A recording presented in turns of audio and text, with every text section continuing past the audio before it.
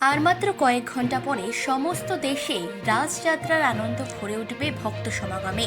সেই আনন্দের প্রাক মুহূর্তে আরেক সমাগমের সাক্ষী থাকলো কয়েক জোড়া চোখ।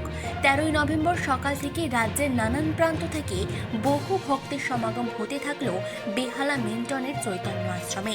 এই আশ্রমে প্রেসিডেন্ট আচার্য শ্রী শ্রীমদ ভক্তি সুন্দর জ্যোতি গোস্বামী মহারাজের আলোকময় উপস্থিতিতে এবং মুখ নিঃসৃত ভক্তি কথায় সমগ্র আশ্রম মুখরিত হয়ে ওঠে। এদিন বহু ভক্ত প্রসাদ গ্রহণ করেন। এক কথায় প্রাক রাস উৎসবের মুহূর্তে ৭০তম ব্যাস পুজো যেন এক মিলনের ছবি হয়ে ধরা দিল।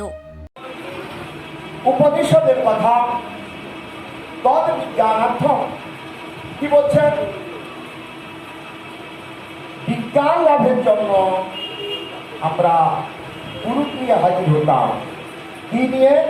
তদ বিজ্ঞানার্থম স্বগুরু মেবামি বঞ্চে সবিত পানি সক্রিয় ব্রহ্মনিষ্ঠম।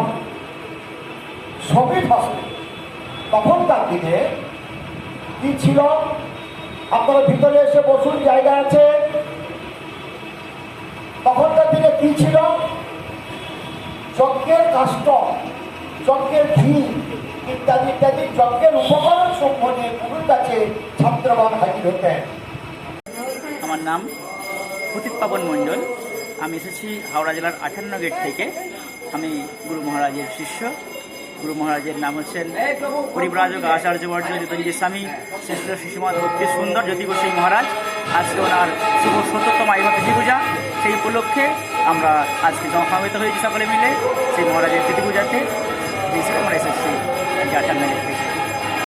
বেহালা থেকে তাপস রায়ের রিপোর্ট, চেতনা বার্তা। জেগে থাকে, জাগিয়ে রাখে।